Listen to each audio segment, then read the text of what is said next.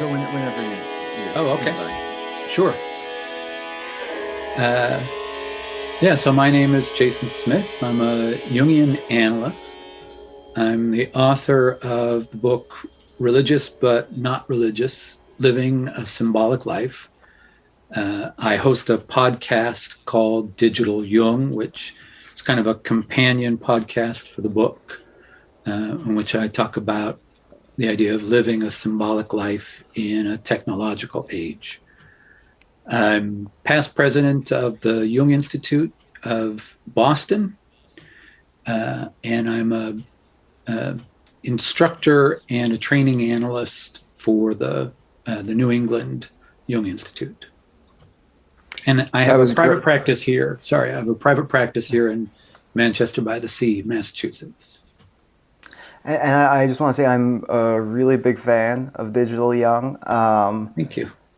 When I first started exploring Young, it was it has been a great resource for kind of demonstrating the day-to-day relevance of Jungian thought, and just the role of the numinous and the symbolic Mhm. in contemporary life.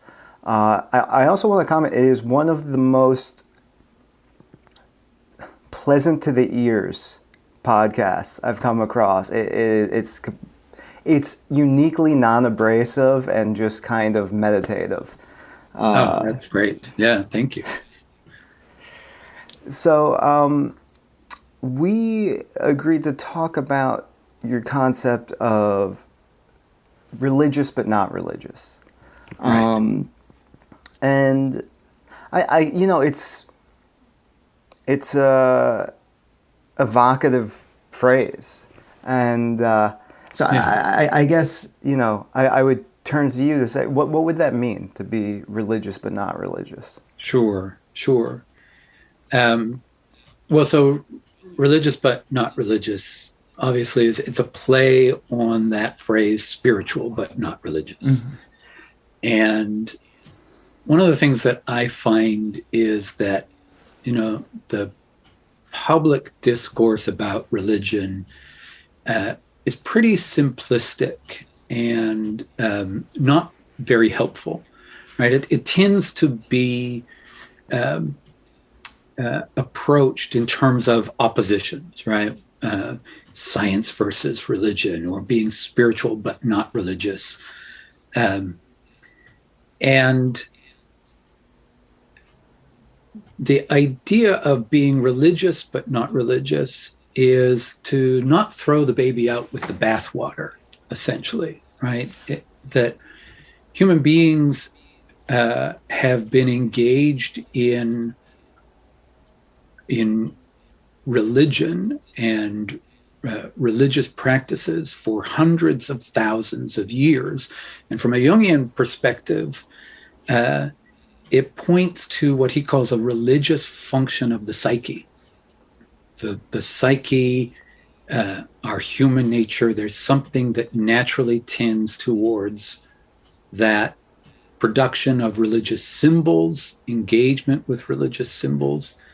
And so, uh, well, kind of holding that skepticism and the challenges that modern life kind of present to the religious dimension of things. Right? We live in a world where uh, we cannot be isolated from the fact that uh, there are uh, innumerable religious expressions, right? That we're aware of all the different uh, ways of engaging the religious dimension.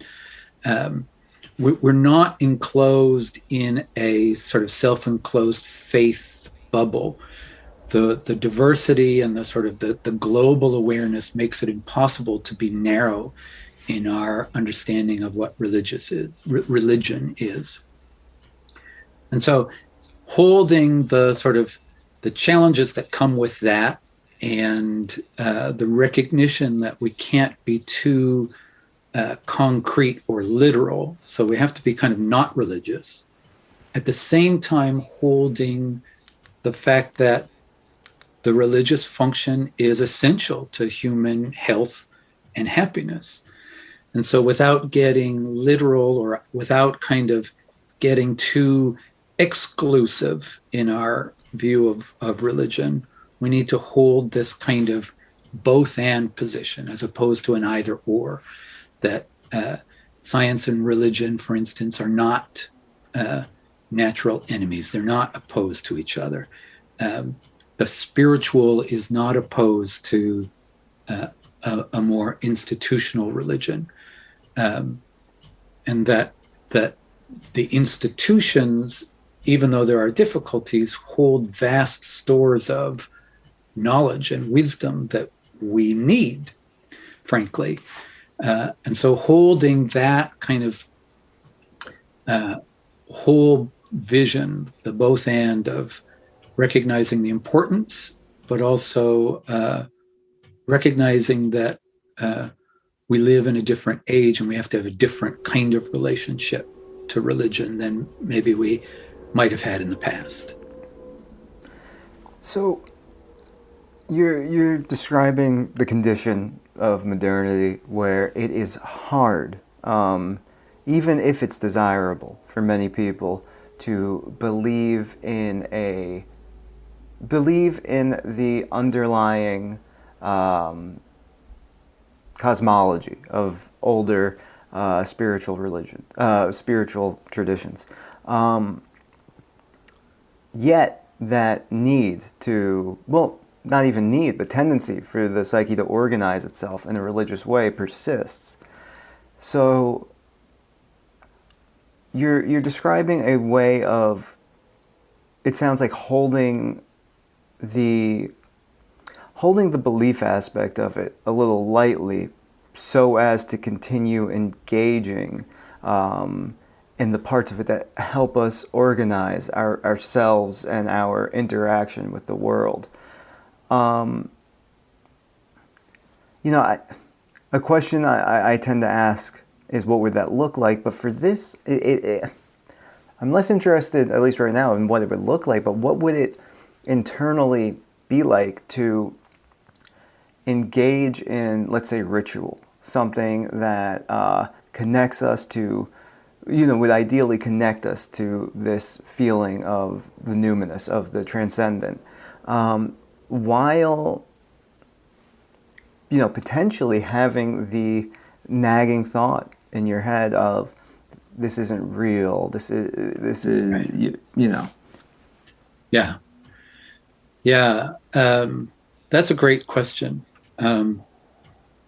Because the idea of ritual kind of points right into the challenge of it. We live at a time when we privilege the experience of the mind, right? And so this idea of belief, is it true or is it not true? Is it real or is it not real? And the way that we conceive of what's real is either in terms of our senses. Does it have a concrete reality? Can we touch it, taste it, smell it, see it? Or through the rational, right? Through ideas, through our categories of thought. And those are sort of the two dimensions. And there's a third dimension that we don't quite remember how to engage. We've kind of lost the skill for engaging it, which is what I would call a kind of relational dimension. To be related to something. If I'm in a relationship or if I'm related to somebody, I don't necessarily kind of think first about my thought of them, or like I don't need to touch them. I just engage with what's present before me. And it's that piece, that relational piece, that I think ritual is about, because ritual involves a participation. You go into an action with your whole being, with your mind, with your body, and with your feelings, and you're engaged in it. And Karen Armstrong, who's written a lot about religion, talks about how the way that it works, the way that the religious kind of dimension works, is that it's different than approaching it from a scientific point of view, where you have to establish the truth of a proposition first, and then you can kind of act on it. With the religious dimension, you have to kind of engage it. You have to act in those ritual and ethical and relational ways in order to experience what all of those are pointing to. You can't have the experience of something transcendent unless you're engaging it. And so there's a kind of play involved in this, a kind of willing suspension of disbelief, and a kind of acting as if, in order to make contact with realities that essentially can't be contacted in any other way. Mm-hmm. And so that's partly where the idea of faith comes in. It takes a certain faith that if I act in this way, I might have an experience, and then I can start to think about my experience. You know, I've of course filtering this all kind of through my own interface with reality and the kind of question of like what's going on here, and when you were saying that, the way I started thinking about it was, you know, there's that idea that we can't really tell for sure the difference between life and dream.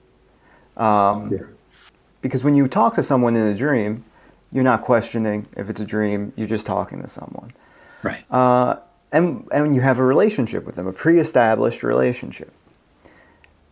In what we think of as our real lives, we don't, it didn't occur to me to ask, like, okay, is Jason real or am I dreaming right now? I'm just relating to you. Right. So that kind of applying that just act as though, because that's the realm you're in anyway right now. Right. It's kind of, that's how I'm integrating what you're saying. Right. I think that's exactly right. We don't have that question.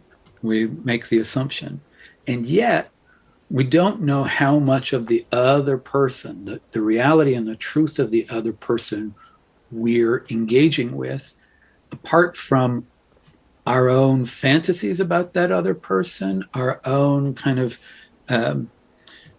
projections that we might be putting onto the situation. It's colored by a lot of things.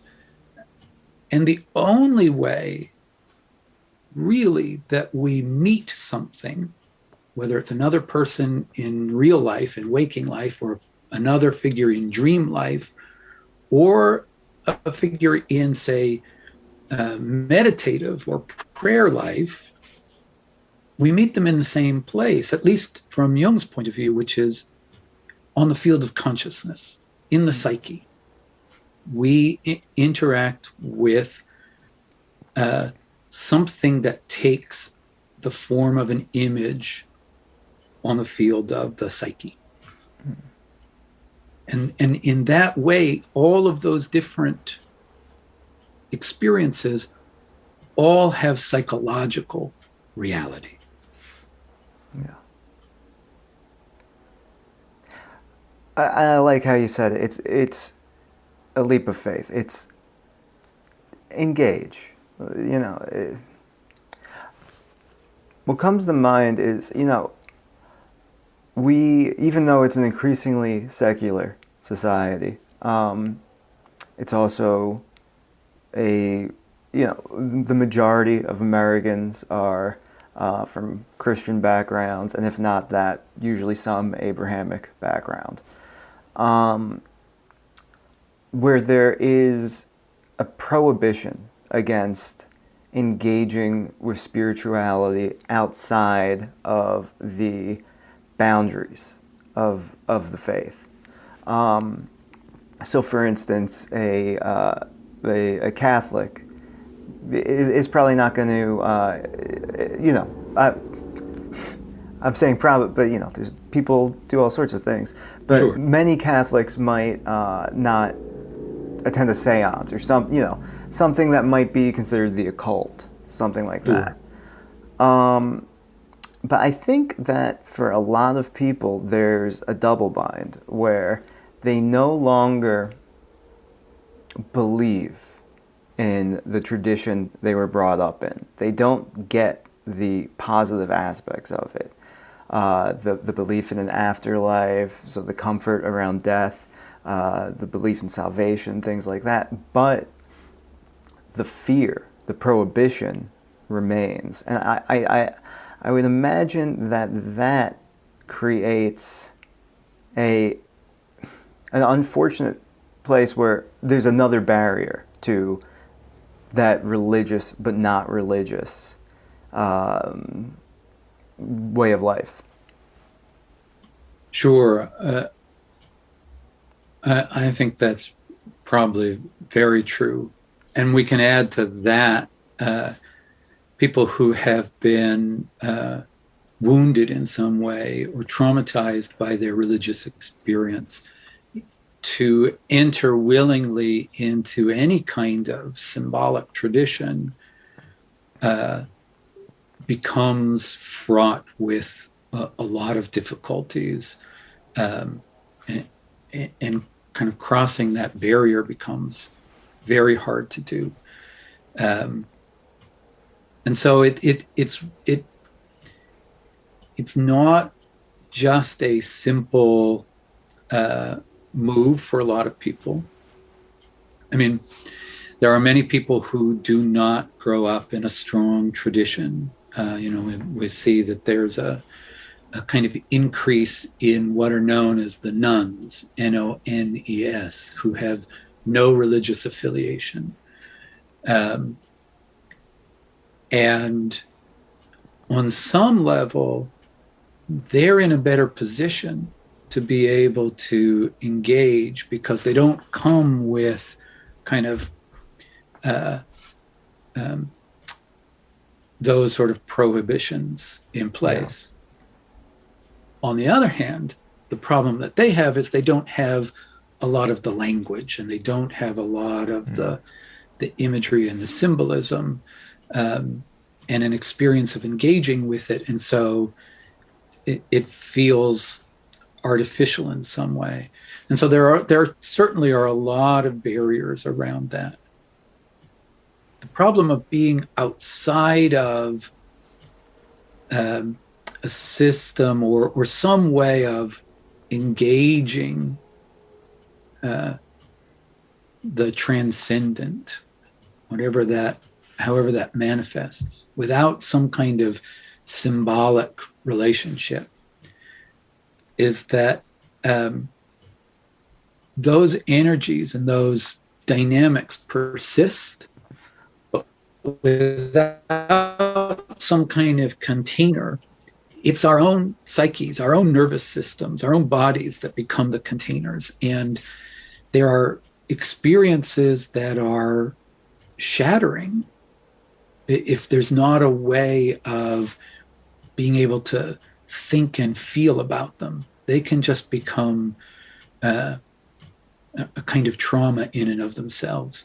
So the challenges and the dangers around it there's plenty of them. So it's very difficult to kind of take up the kind of religious but not religious approach.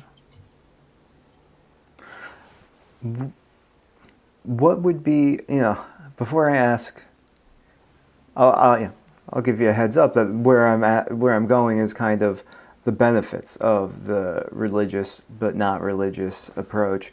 But before I ask that, I think probably, and this might end up answering that, is what would it mean to live a full, and you kind of hinted at that, that traumatizing experience, but to live a fully non-religious life. And I mean non-religious and also not religious. Right, right. No engagement with the symbolic, I suppose. Yes. As long as it works, it's fine. Right? As long as people are able to go along and live their lives and feel some measure of engagement with their life, it's fine. Nothing is missed. Nothing is wanted. And if people are able to do it without engaging in any kind of spiritual or symbolic or religious tradition, that's great. And for many people, I mean, to a certain extent, we all live within some kind of myth, right? Some kind of story. Our myth involves a kind of the everyday experience of going to work and having a family, perhaps relationship, home, being part of the collective in some way. And as long as that functions for people, there isn't really an issue. The problem happens is when it stops functioning, right? When you start to ask the question, why? Why is this happening? Or why should I do this? Or what's the point of all of this? And the moment you start asking that question, then you've entered into this place of the religious dimension. And for Jung, the idea, he talks about how we've lost what he calls the symbolic life. We don't have it.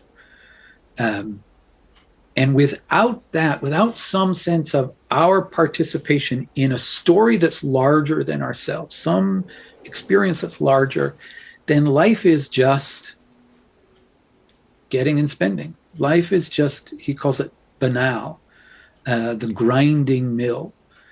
And there's this longing for a certain kind of transcendence beyond our merely personal lives.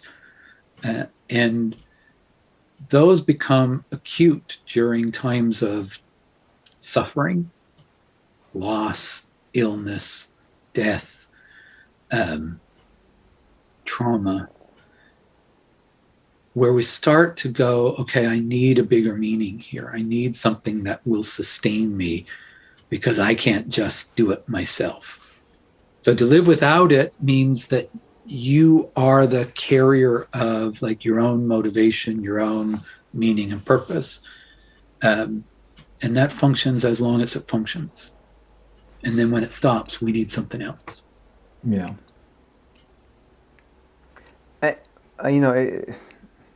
I also wonder if anyone actually does it, or if people are always investing, well, are usually, even very secular people, very non-religious people, are still investing in some larger myth. I think about this. I'm probably misremembering it. I listened to it years ago, but it was this interview with a woman who grew up in the Soviet Union, and she talked about, it was never a question of what are you going to do when you grow up, because you're not, you might have this job or that job, but for her and her family the answer is like, well, we're working on building communism, we're working towards this project, and that's in a very secular, like, and even much more so secular society than ours, and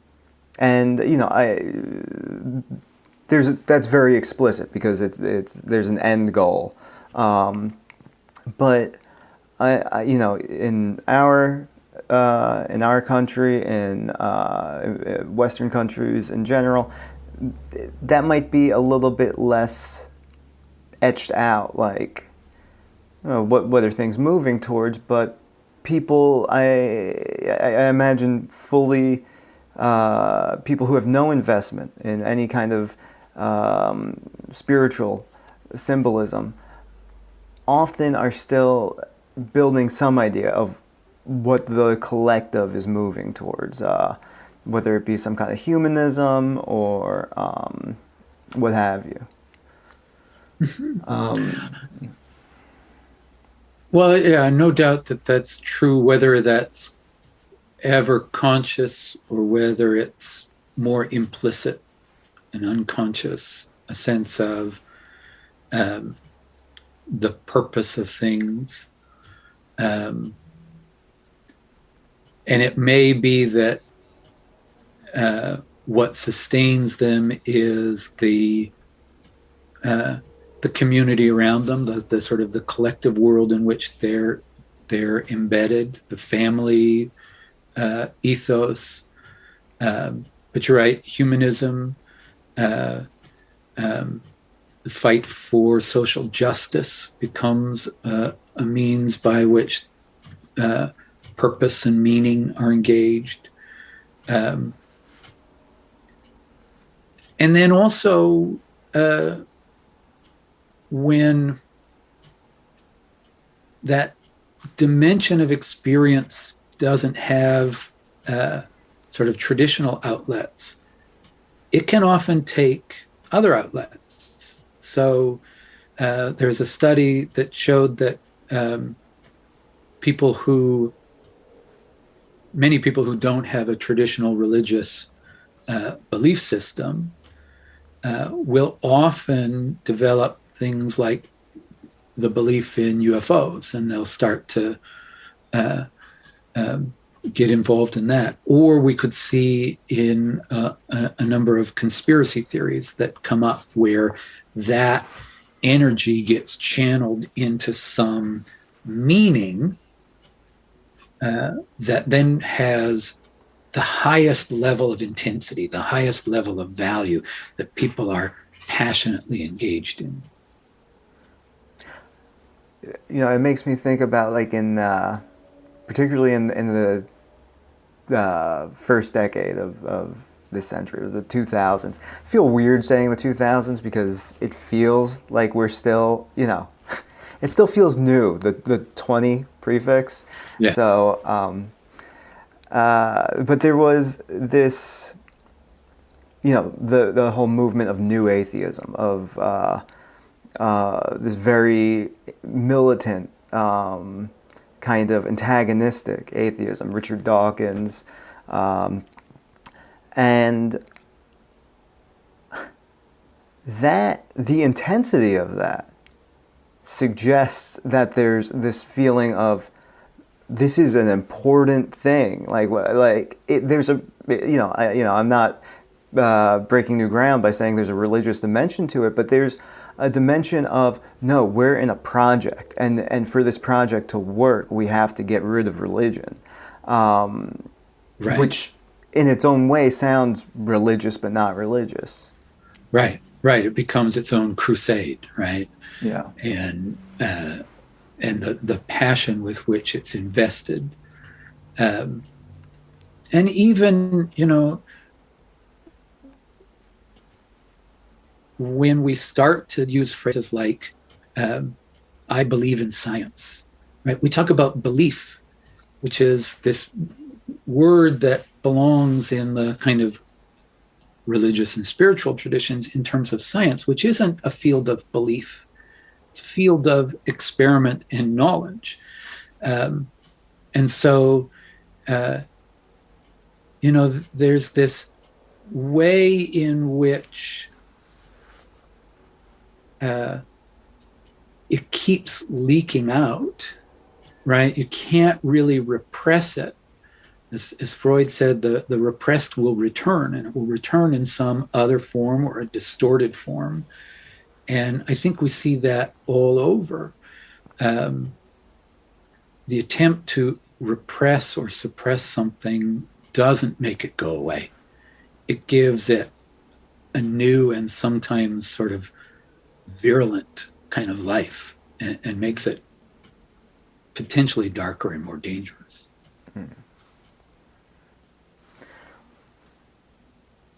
And is that when, you know, you said when it doesn't work, when not being religious but not religious doesn't work, when not engaging with the symbolic in that way, is that when it doesn't work, when that organizing, that part of our mind, of our engagement with the world that organizes in that way, starts trying to interface with other ideas or aspects of the world in kind of maladaptive ways? Am I connecting the dots right? Yeah, I mean, I think that is one of the ways when it doesn't work, right? Where um, we have this sort of leaking out, as I said, um, and it comes in the religious dimension, comes in a in an unconscious and in a distorted form. Um, that's in the case, I think, in those situations where uh, uh, it's this kind of fight against something, or this sort of this passionate attempt to eliminate something. For others who just, it doesn't even register, right? It doesn't even register to think about the religious dimension. It's not an issue. When the not working in that case is that loss of a sense of coherence to life. Like, it just does, things don't make sense.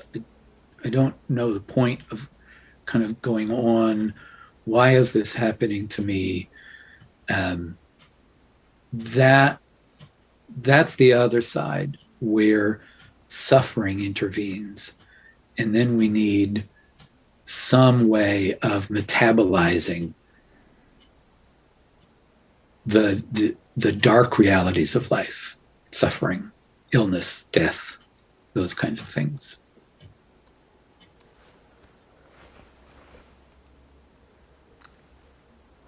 So, the way you said it, like what that kind of, what is this? What's going on? I mean, there is the wonder of life is like one way, like really, what is this? Like, it's, you just blink into existence, and there's no context for it. It's you're not given any primer. You know, you at first you kind of accept it, as you know, because you're coming online mentally, and you're like, Right. okay, I got a hand, person, and then I think later in life it can be like, what is this? Like, Right. why am I something instead of nothing? Why is it this in particular? And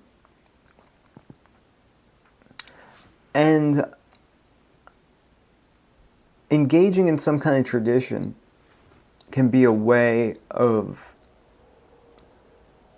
grounding, of giving context to, yeah. Yeah, it absolutely can.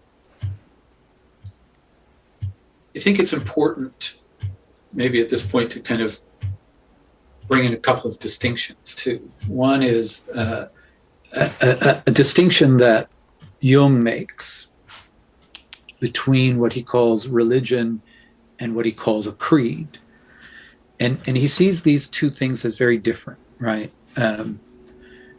Religion is, for Jung, something closer to what we tend to call spirituality now. right? Um, but he prefers the word religion for it because he's got a number of sort of etymological reasons to prefer that word religion. And creed is the system of belief, right? The particular faith tradition. And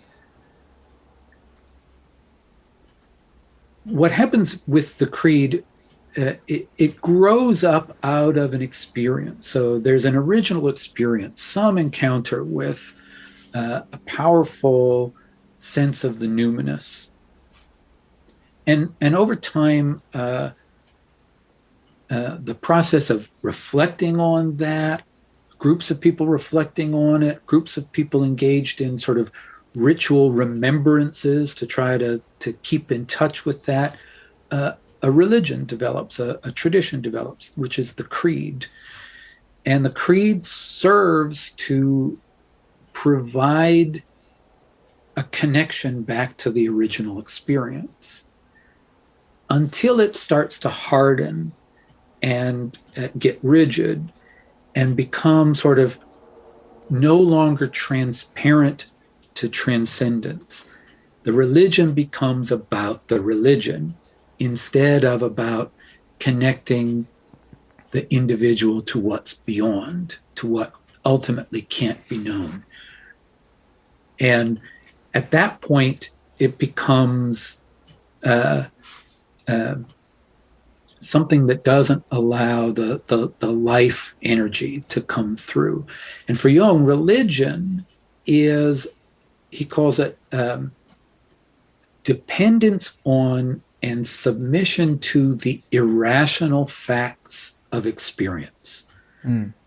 And it's a way of engaging the transcendent, the numinous, and allowing oneself to be affected by it. And so for Jung, it's important to distinguish between a religious attitude and a religious belief. Religion as a thing, the thingness of it, and religion as a kind of attitude or a movement of some kind, an experience of some kind. As long as the tradition and the creed allows for an authentic engagement with mystery,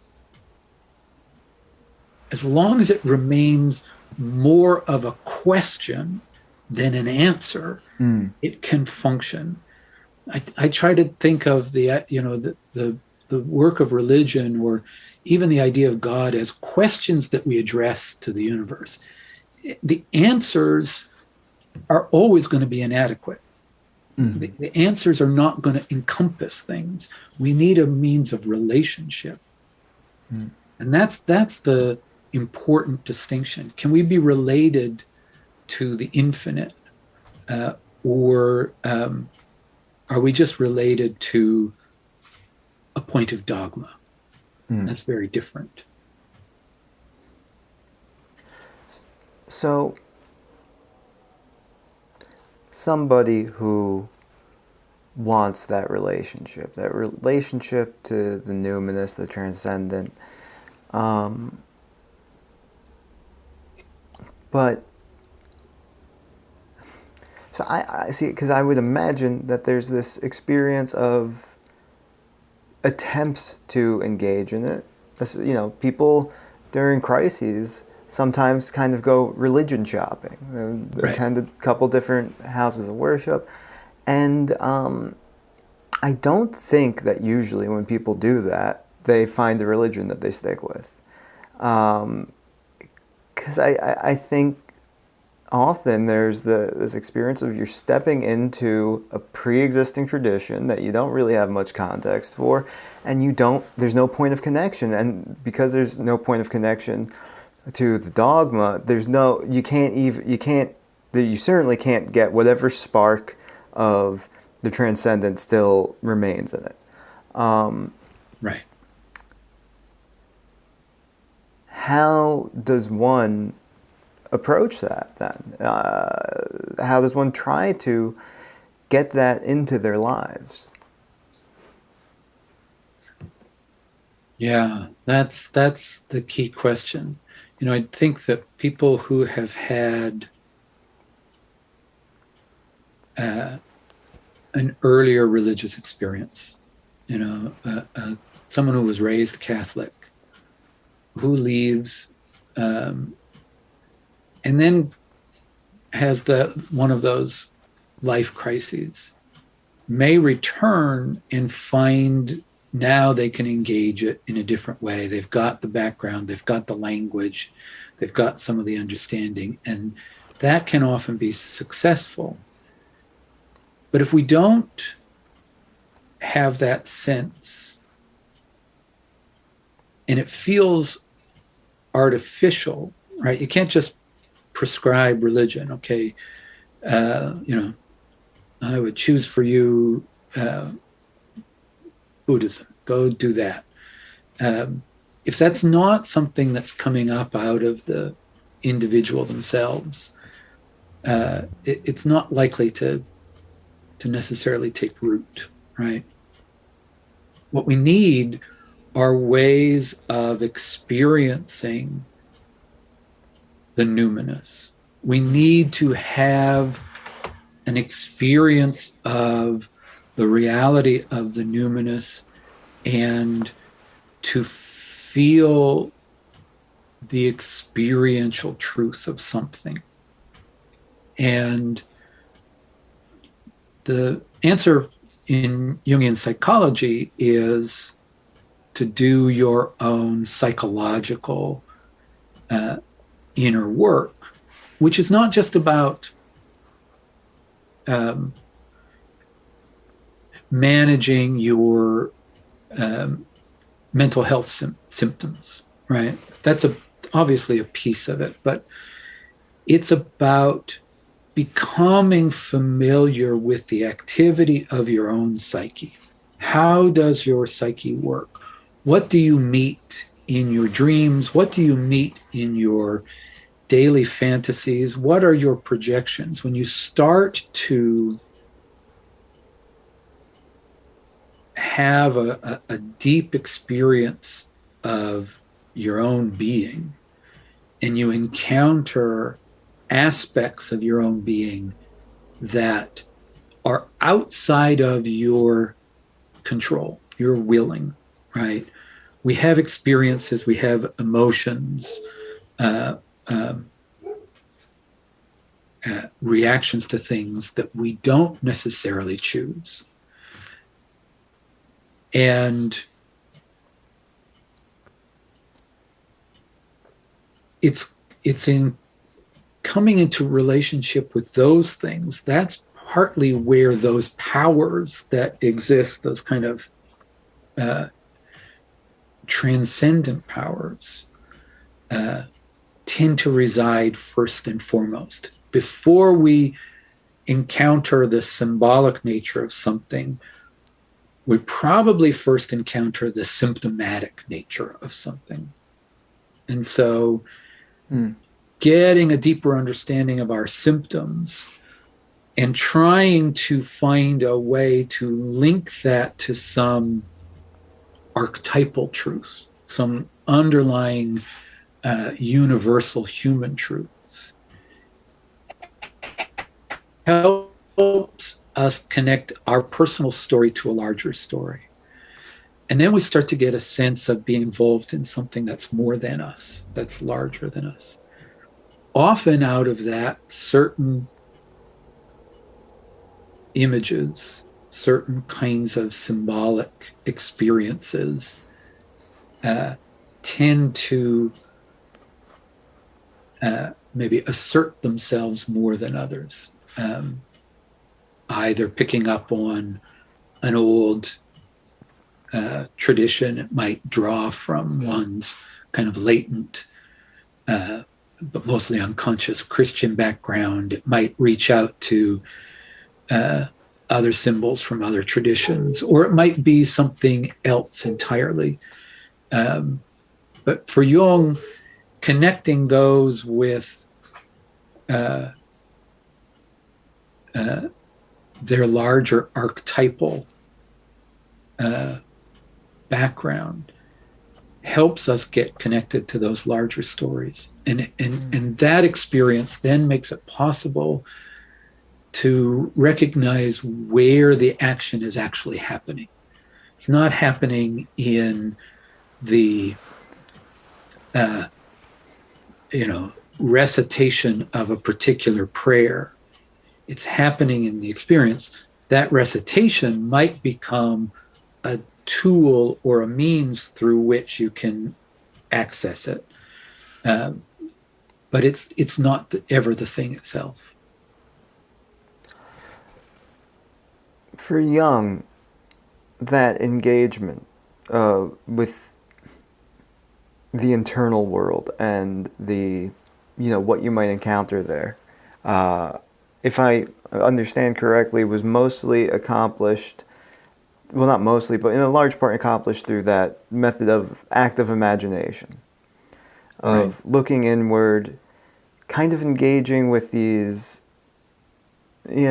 psychic entities, and having that inform his life and the way he lived. Right. There's also the idea of, as you said, doing that with your dreams too. Really, taking your dreams seriously and the things you encounter in them. And in what ways should these encounters with themes, images, personifications in our psychic life, in what ways should we engage with them? How should they inform our life? I mean, you mentioned connecting them to larger archetypes. What does that mean, and what would that mean for an individual? Yeah. So one of the things that Jung writes about is how mythological language, talking about gods and spirits and things like that, has an advantage over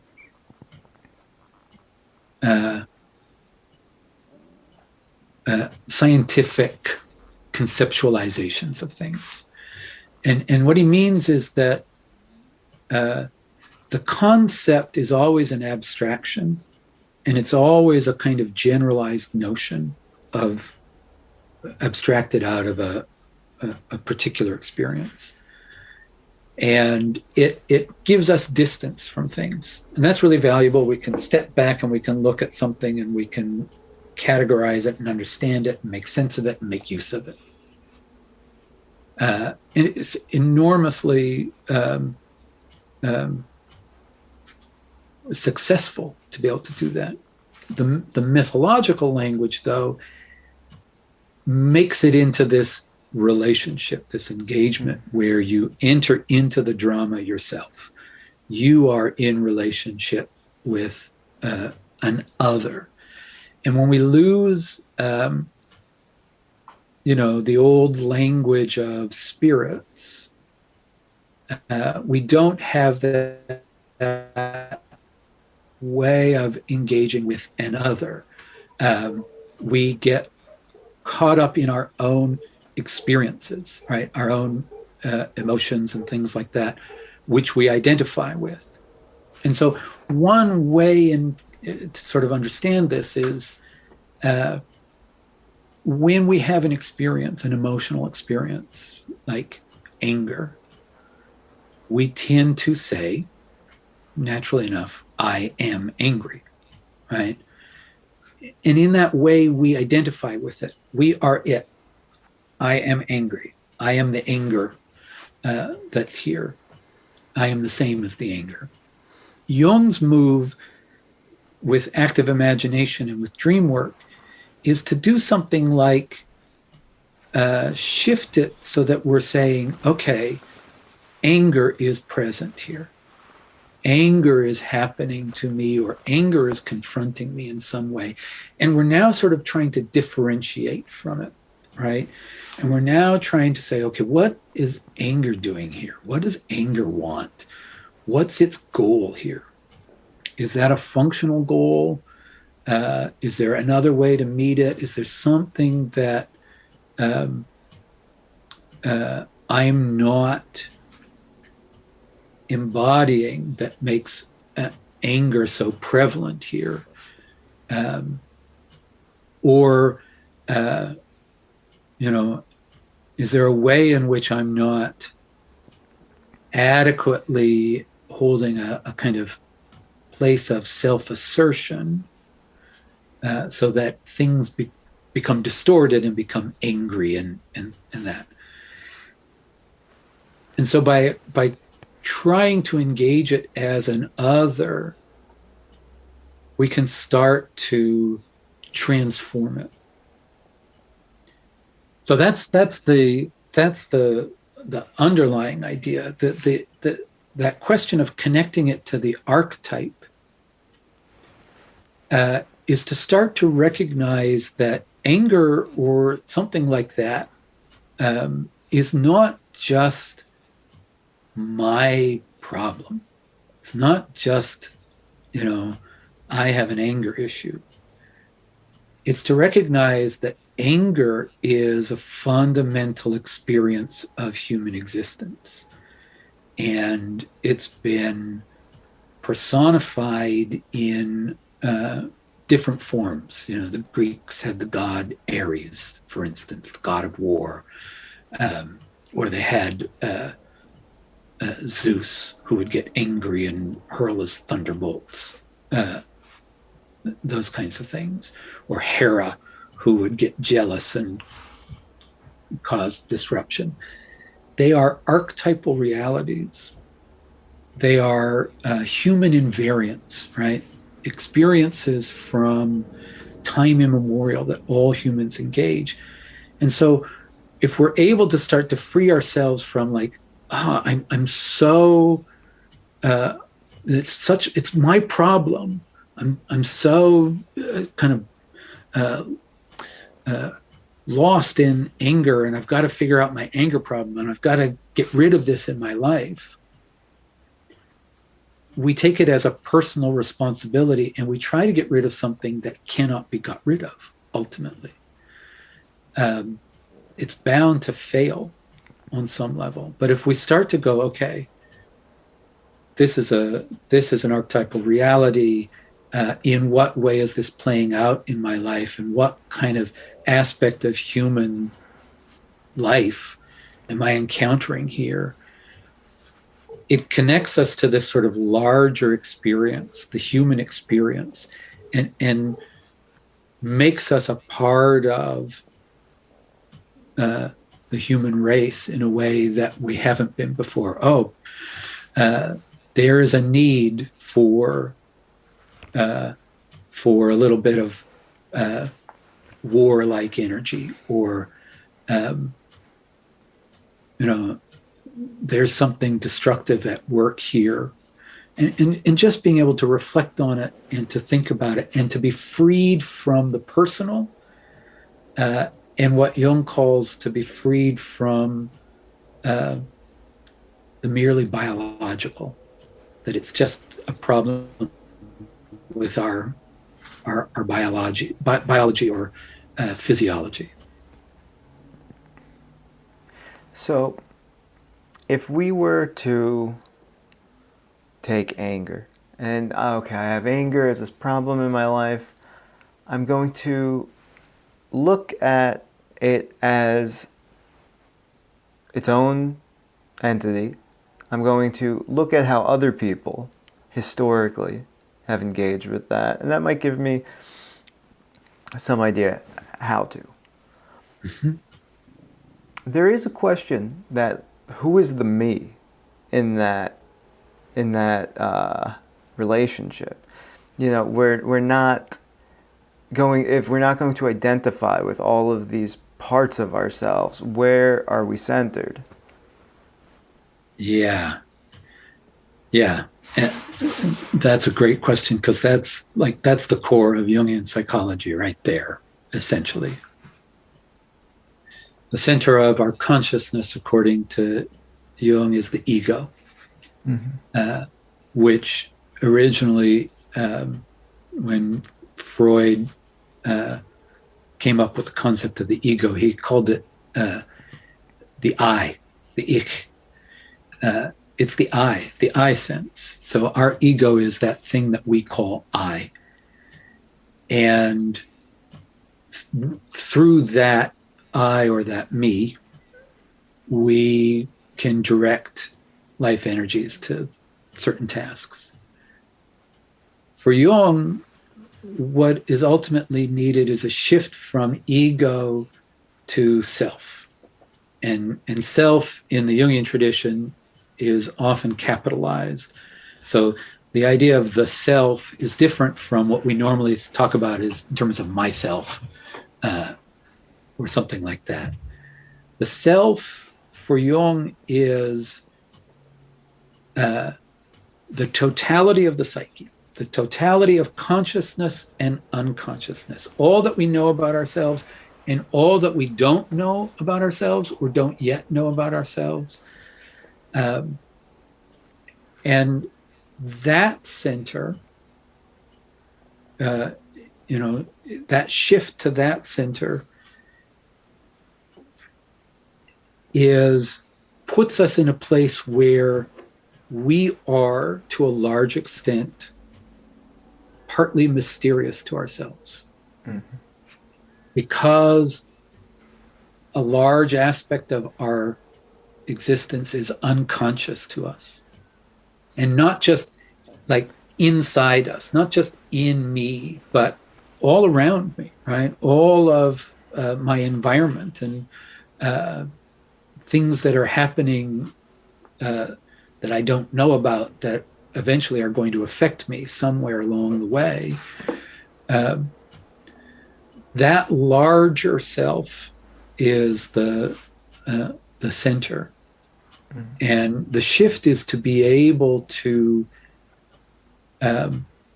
bring the I, the ego, into awareness of that larger self, that larger dimension of experience, a wider life. And that is what, to personify it a little bit, speaks to us through our dreams. That is what speaks to us as the other in active imagination. And ultimately, the experience of the self, Jung will say in his writings, is ultimately indistinguishable from the experience of a God image. Mm. The God experience and the self experience are hard to separate, hard to tell the difference. He's not saying the self is God, but the experience of that, of a larger dimension, which is mysterious in part, and which, when we're in connection with it, infuses our life with energy and meaning and a sense of being part of something larger. So that's the shift. The ego becomes an observing ego, and becomes aware of these other movements that are happening sort of outside of consciousness. You cut out for just a moment, and it was while you were saying something very important, and I think you said the ego becomes an observing ego. Yes, that's right. Yeah. That's right. Okay. Yeah. So the ego is this sense of self, this sense of who we are, kind of boundaried, kind of categorized, etched out. Not consciously, but curated in a way. And it is what, for most of life, it is partially etched out of denial of everything that is around it and mysterious and wants to be disavowed within psychic life.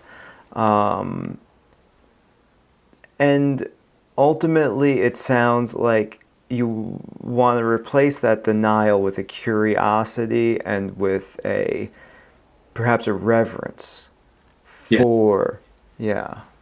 Yes. One of the things that Jung says, and I don't have the quote exactly right, is he talks about wanting his patients to learn to play with their own natures, where things that have become fixed and petrified become open and fluid, and where the sense of self is a little bit more, we could say, playful. And as you said, curious, which I think is a great way of thinking about it. So the self or the ego sort of kind of opens up and allows in these other experiences that are both different from it and yet somehow deeply connected and a part of it. These things that happen from the numinous and transcendent to the kind of personal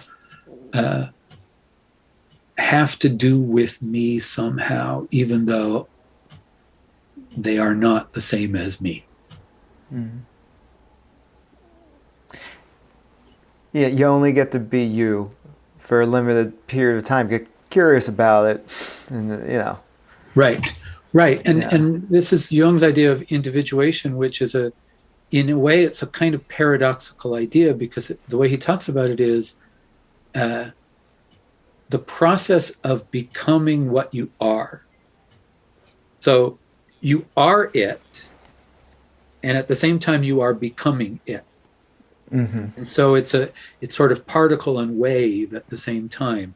There's an essential being,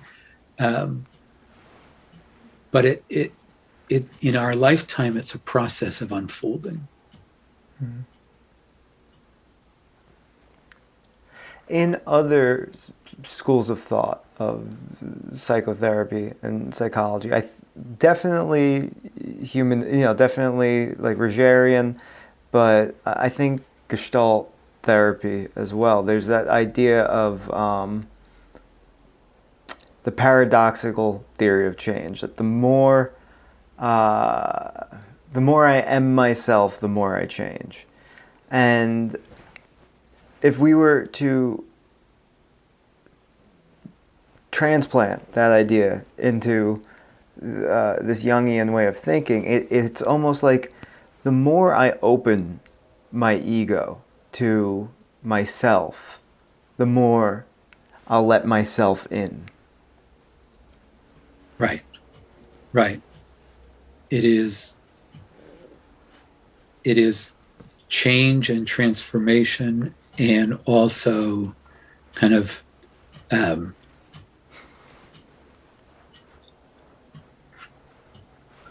deeper sense of being what one is and has been. It's both. It's both sort of stability over time, but growth and development.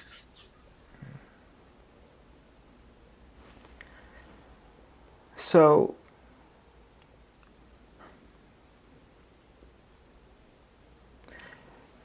somebody is, either they're engaged in active imagination or meditation or in their dreams,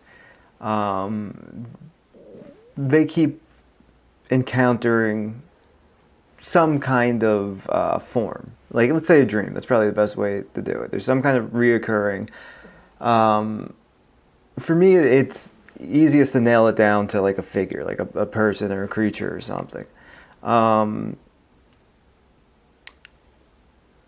then they're not always going to have, they're most of the time not going to have an idea of what exactly is this I am encountering. Is it anger? Is it,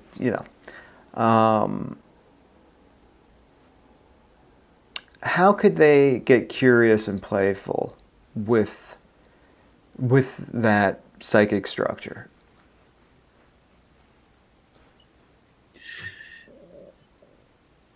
Yeah. What are some of the ways in?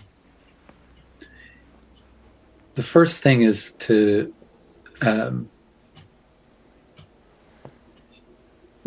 start with that place of curiosity, to not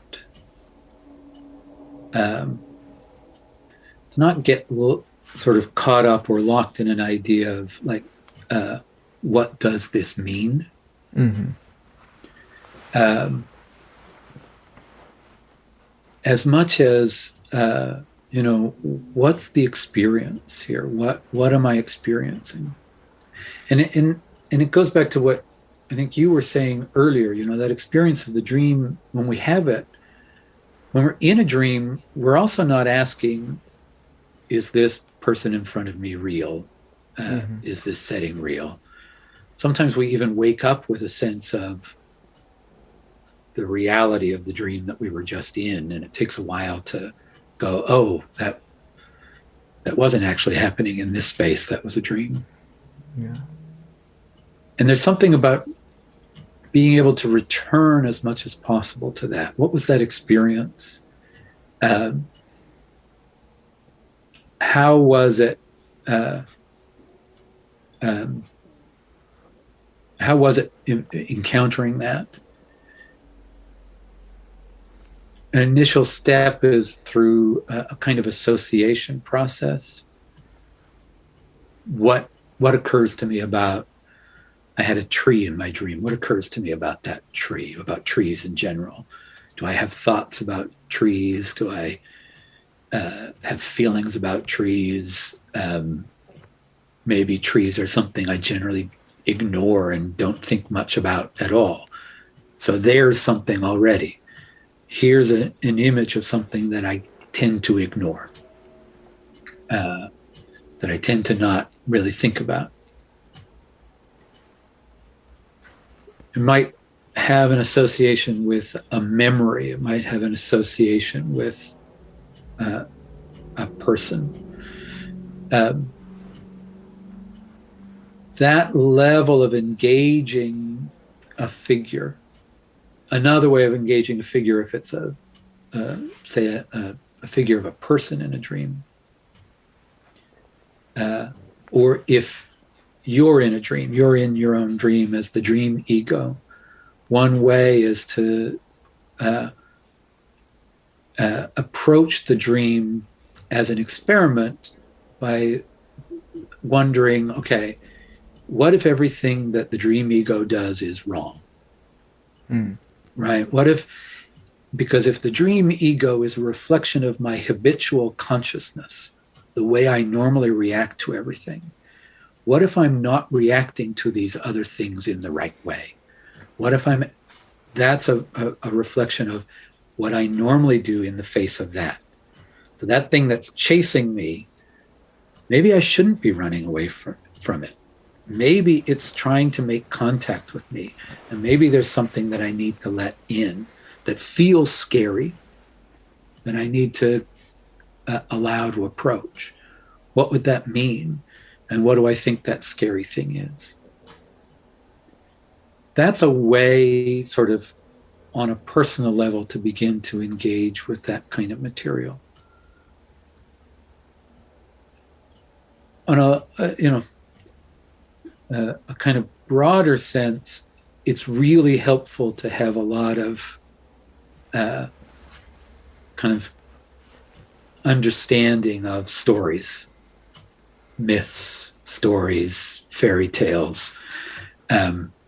Jung, at one point, addressing a number of his students, says, in order to properly interpret a dream, you need to know the entire spiritual history of mankind. that may have been possible for him. I'm not sure it's possible for many of us. But to have some background in story, to understand how trees are often experienced as sacred objects by different cultures, that there's such a thing as the world tree that is the center of the universe. And if a tree is falling on your house in a dream, then something of enormous value and potentially transcendent meaning has been left out of the place where we live, and is entering in a destructive way. And so we need to let it in before that happens.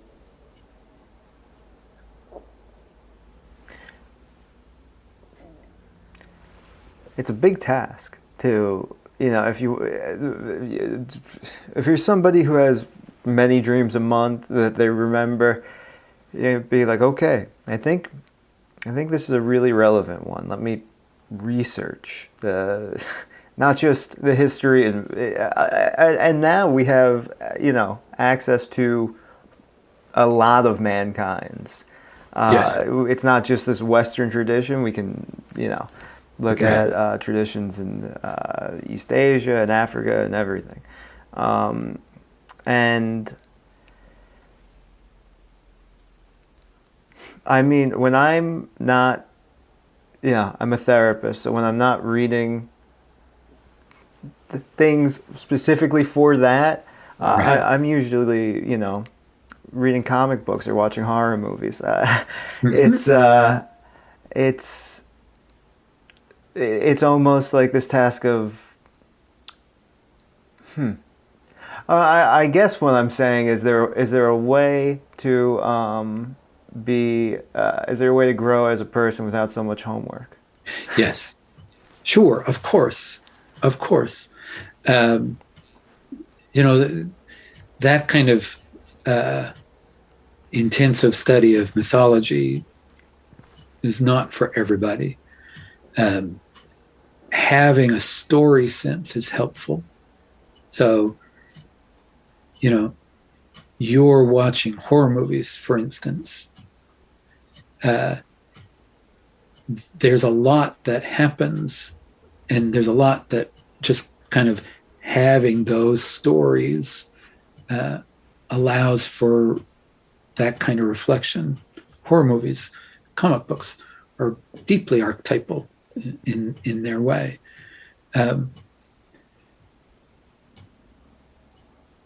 It can be enough to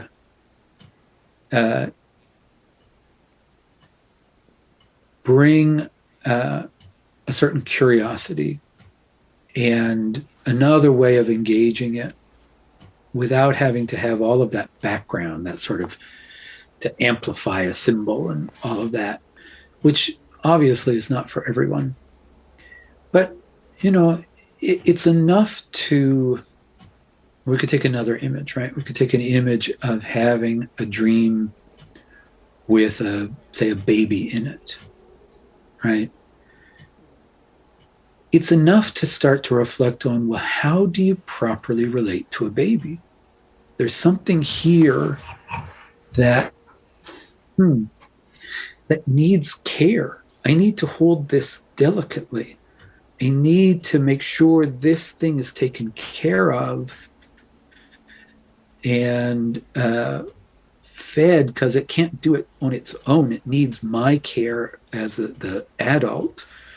And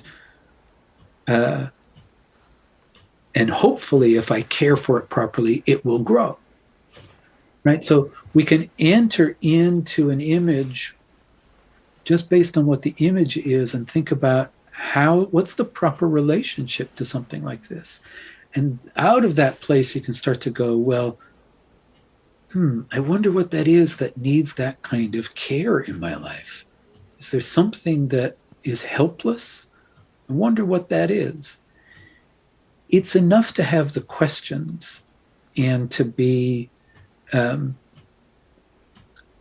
you know, bouncing it around with that sense of where is this? And often what will happen is as you're doing that, something else happens from some other corner of your life that kind of gives another clue. Um, or, you may find that certain images keep cropping up 2 or 3 times. Well, there's a good one to start to work with. Um, that one's standing out and trying to get attention, that kind of thing. So we don't necessarily have to have a lot of background, but you do have to have a kind of empathic sensibility to engage with it. It's not an idea. A dream image and a symbol is not an idea. It's not a concept, right? It is a living reality that requires a proper relationship. If you engage that part of yourself, you can work with it. And I think that's, if I'm following right, the religious aspect of it. I think about animism, this belief that basically everything has a spirit. The tree has a spirit, a rock has a spirit. I hope I'm not, I hope I'm capturing that close enough. But really having an animistic relationship with your subjectivity, with your with the way you process everything. Yes. Yeah. Yes. Right. And recognizing that we are a multiplicity. So we don't respond to everything in some monolithic way, that we have different aspects of ourselves. And, there's often a fear that's some kind of recipe for multiple personality issues. I'm going to be crazy because I'm talking to myself. But really, it's not. It's actually a deep respect for these aspects of ourself that are active and that have value to bring into our lives. It seems like the entire field of psychotherapy is moving towards that kind of self-relation mode. I mean, you could think of the rise of internal family systems, which is really taking off in a big way. And even, within the cognitive behavioral tradition, some of the third wave behavioral therapies with this, self as context, with this observing self, and then engaging with different parts of the mind or different systems of the mind. There seems to be a general trend towards that self in relation to parts of the self. Yeah.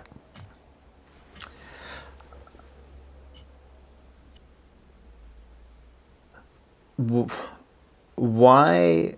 What? That is a kind of a big question, an unfair question. Why do you think that is, or why do you think that hasn't been a bigger part of working with people and working with people's minds? For a lot of the 20th century, especially with the kind of, I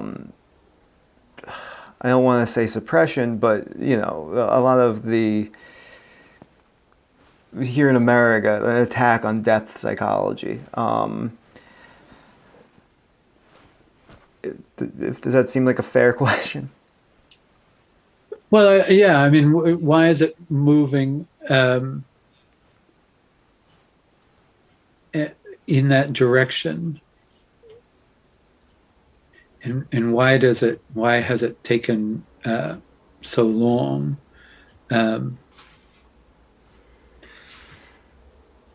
I think it's interesting to wonder about.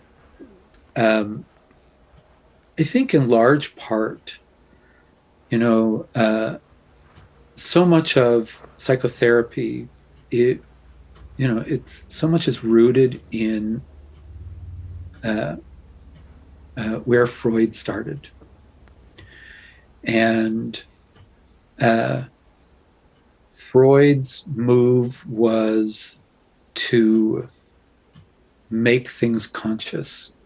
Where id was, there shall the ego be. So it was a kind of bringing into consciousness and kind of not engaging with things that felt verging on the occult at the time. And it grows out of the sort of scientific sensibility of the era that's moving towards the emphasis of the rationalistic and the sort of the will-driven aspect of things, and it's a tendency that Jung talked about a lot, which is the tendency to equate our psychology, our psyche, with consciousness, the conscious part, and the difficulty of recognizing this creative unconscious, not the unconscious of just sort of repressed material or a kind of chaos of appetites, but a creative unconscious of a kind of unfolding. And for Jung, the idea that consciousness grows out of the unconscious, that the full potential of our psychological life starts in that unconscious state. I think one of the things that we're starting to discover through various means is that idea of a kind of unconscious matrix is actually so. Mm-hmm. A lot of the neurosciences are confirming that a large portion, up to 95% of our psychological activity is unconscious, and it moves in not random but specific ways that from a different point of view we would say are kind of archetypally oriented. It's not necessarily the language that the neurosciences use, but the findings are similar coming out of that. Jung's method was to make the exploration on his own psyche, and it involved dialoguing with these inner images, and at times really being challenged in terms of like holding a kind of sense of himself together. So it's a difficult work, and it can be a dangerous work if you go to, some of the levels that someone like Jung went to, or perhaps that before that some of the mystics of the different traditions went to. And that in itself might be one of the reasons that we stayed away from it for so long, because of this fear of mysticism and that kind of thing. But now we have again, all these different traditions, psychological traditions, discovering these self states, these part selves, these different aspects of self. And we're also more aware of the role that emotion plays, and not just the rational mind, not just uh, the sense of a cognitive approach. We're also aware that we are not just uh, blank slates that are conditioned through learning, as the early behaviorists thought. So there's a lot of these ways in which the avoidance of an inner life uh, kind of was perpetuated. Mm. And maybe we're starting to discover it more. Jung also felt that, the decline of religion made depth psychology possible. Mm. Because there wasn't a container for these experiences, we needed a way to access them. He often talks about his work, his psychological language, as being just a different metaphoric language to the religious language, a way of talking about experiences using a kind of more acceptable scientific, psychological language than the old religious language. And now we have a continued sort of lack of religious containers. People are falling away from traditional religion, and the nuns that I mentioned before, those numbers are rising. And so maybe that puts a kind of extra pressure on our inner psychological lives to meet these different experiences. Mm. Something like that. Yeah. You talk about how it was very challenging for Jung and for others to really reckon with these parts of themselves, because there can be a loss of coherence. I also have to imagine there's a lot of frustration in engaging with a part of yourself that that refuses to show you all of itself. Yeah. Well, without question. Yeah, it is frustrating, and it's humbling. Mm-hmm. And this is a piece of the work too. The move from ego to self, or from self to God, is a self-emptying move. It's a humbling move that recognizes that our minds don't dominate life. Mm-hmm. That life is bigger and more comprehensive and more powerful than we are. And that there are things that we are subject to that we won't necessarily understand. And so some aspects of our experience don't reveal themselves just because we want to know them. It's as if we haven't earned that right. Just in the same way that other people don't want us to know everything about them, right? They don't want to have an experience where someone seems to know more about them than they do.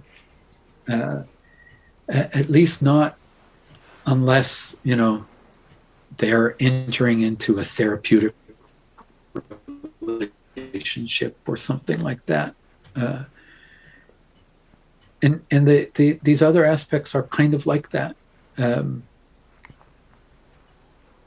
The desire to know everything is a part of the ego's desire to master life and to be able to manage it and control it, which is part of our kind of cultural zeitgeist. We are people who are instrumentally rational. We make use of things for our purposes.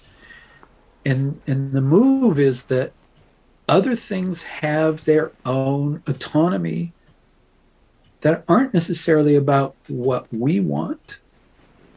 And sometimes the shift is moving out of what we think we want from life to having an experience of what life wants out of us. And that's very humbling. And it's a piece of the work. And again, it's part of the sort of the religious dimension of the work. So that idea of what life wants out of us, it brings to mind a phrase that I think might be a Jung quote, or somehow I picked it up somewhere trying to learn more about Jung. But it's something along the lines of, it's an important task to figure out the myth you're living in. Yeah. I don't know exactly what that means, but it seems relevant to the conversation we're having. Yeah. Right. To figure out the myth that we're living in. Joseph Campbell, the mythologist, talks about myths to live by. Jung talks about developing a personal myth. James Hillman, a Jungian analyst, suggests that we're always living a myth, whether we know it or not. We live some kind of story. The myth is the story. And we might not always know what story we live, or that lives us. And that story might not be large enough or comprehensive enough to kind of contain the fullness of what is possible, all of our potential. So, one story might be someone who has a dedication to their family life. They have a spouse, they have children, they have work that provides for their family, and that's a story that maybe works for a while. And then again, we hit those places where something happens, maybe it's midlife, and there's a sense of, is this all there is? Mm-hmm. And all of a sudden the story, the myth, isn't big enough. Mm-hmm. And if we don't recognize that we need to discover a kind of larger dimension to the myth, we might we might act out of that place in less than functional ways, right? Breaking up the marriage and having an affair and buying a convertible, and the whole sort of cliche of the midlife crisis. But it might mean that there's a need to develop parts of the self, the life that has been unlived to this point. A creative self, a religious dimension, some personal philosophy that can make sense of life and death, those sorts of things. So the story can be anything. The myth, the mythos can be anything. It can be a philosophy. It can be a religious sense. It can be a creative engagement with life. We can individuate in a number of ways, but it's about figuring out what our story is, and what in us is longing for some kind of expression. Out of respect for your time, I'm going to try to limit myself to one more question, and then I'll quickly turn it to you to just see if there's any place that we should have gone that we didn't. So my question is about. I'm having a little trouble phrasing it, but almost what one's orientation to their ego should be, because there is a way of taking in this viewpoint that's almost kind of could be disparaging or antagonistic to the ego. Um, but my sense is that's not actually what you're putting forward. That they're because you're not really talking about like demolishing the ego. You're talking about letting more of the self in. So what is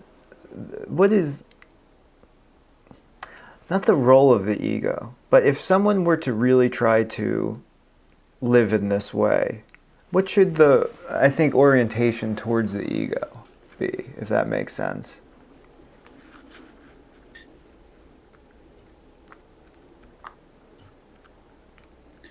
Yeah, it does make sense. It's a complex question. I mean, even thinking about one's orientation to the ego means that somehow we're outside of the ego as well, and right, it starts to open up all of these questions. Um, and the truth is, the ego as a psychological construct is it is the center of consciousness, but it's also a complex of things with which we tend to identify. So even just your question talks about a little bit of disidentifying with the ego, which I think is partly the a kind of task. The Jungian view, Jung's view about the relationship between, say, the ego and the self, or the ego and God, is a little bit different than is often described in religious literature. The mystics talk about the death of the self, which kind of means the overcoming of the ego. For Jung, the the role of the ego, or the position of the ego, is the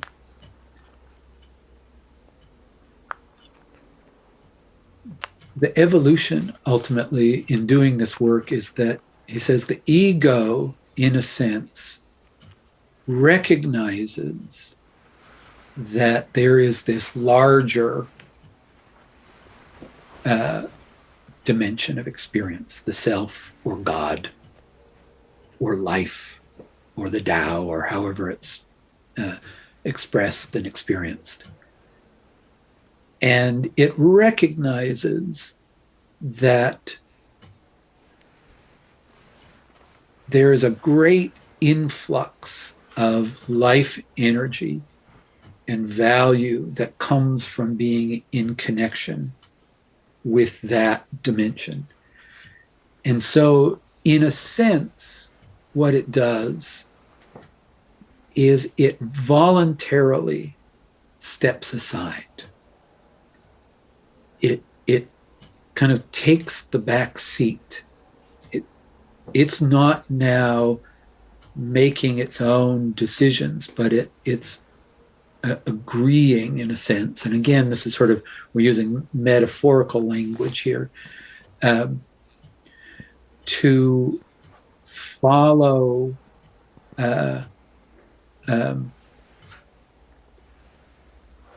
this sense of where the larger experience of life is coming from. So it's not about things are no longer just about what I want, but it's a felt sense of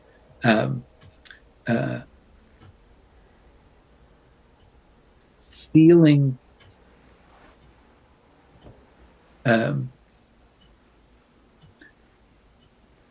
what has higher value, what has a higher demand on us, what is speaking to a higher purpose than maybe what we think we want. uh, and in taking an almost kind of sacrificial kind of attitude towards it, where we sacrifice our kind of own narcissistic gratification in order to serve something that is larger and felt as higher than us. So let me know if this works as a framing of what you said. Our psychological life, our mental life, is a community. And our ego is, metaphorically, the body that we inhabit in that community. And it is how we will navigate through it and interact with it. But ideally, the motivations of the ego are for the good of the community as a whole and not just for itself. Does that capture what you're saying?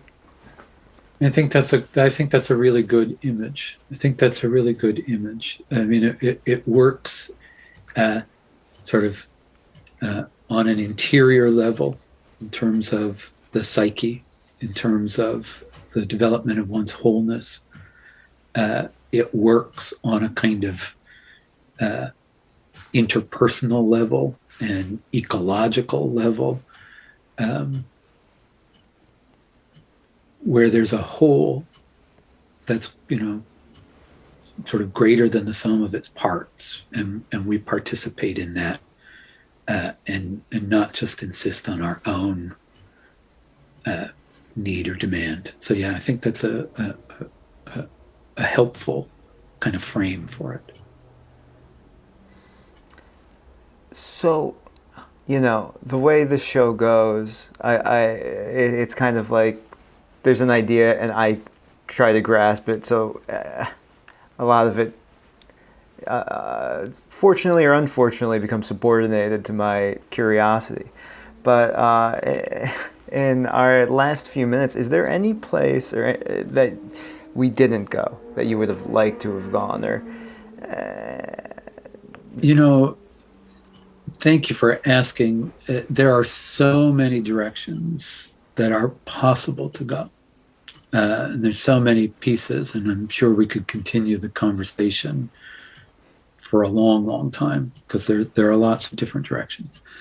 I really appreciate the way that you kind of guided this, because I thought it brought in a lot of the psychological side of things to kind of give context for the religious dimension and religious function that we were talking about earlier. One of the things that I like to always just include is a little quote that Jung gives or uses when he's giving one of his seminars to a group of his students. And one of the things that he says, and I think it's really always important to remember it, is he says, people think that when they have a name for something, they think they understand it. So if they have the name, a psychological name like ego or self, they think they've grasped something. And he says, it's important to always remember that psychology is simply a stammering stopgap measure in order to be able to talk about life at all. And for me, that's sort of the underlying thing. Whether we're talking about religion and the function of religion or the specific aspects of psychology, all of it is for the function of life and for being able to think about life, talk about life, and live it. And if it's not about that, if it's about the defending the psychology or defending the religion, we've lost the point. And I think that's always really important to kind of hold on to in all that we do. I think that's a great place to cap it off. Again, I want to thank you so much for coming on the show. It's been a great conversation. Been fun. Thank you. Before we wrap up, can you just remind the audience of your podcast and your book and where they could find that? I'm going to link that, but it's good to say it a bunch of times too. Thank you. Yeah, absolutely. Thank you. Yeah, so the book is Religious but Not Religious, Living a Symbolic Life. It's published by Chiron Publications. They're a Jungian publisher. It's available on Amazon and all those places. And the podcast is Digital Jung. You can find it on iTunes. You can find it on Spotify, Google Podcasts, pretty much any platform. It's